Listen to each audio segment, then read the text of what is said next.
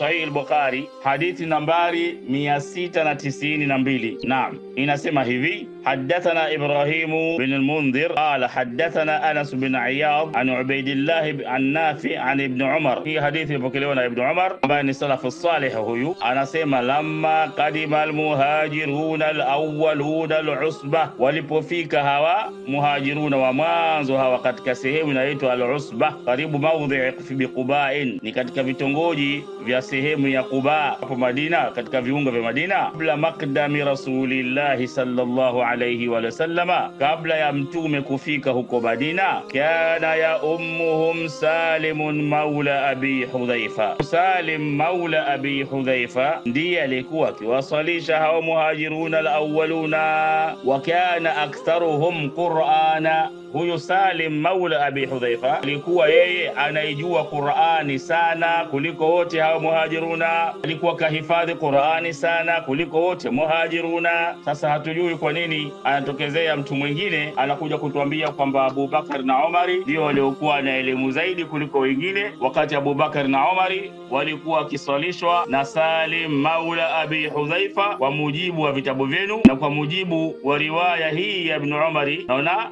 na riwaya mtume ya ummuhum aktsaruhum Qur'ana, anayesalisha watu wanakuwa ni yule mwenye Qur'ani nyingi zaidi, aliyehifadhi Qur'ani zaidi, aliyejua Qur'ani zaidi. Na Abu Bakari na Umari walikuwa kisali nyuma ya Salim maula abi Hudhaifa kwa mujibu wa riwaya hizi ambazo tunazisoma.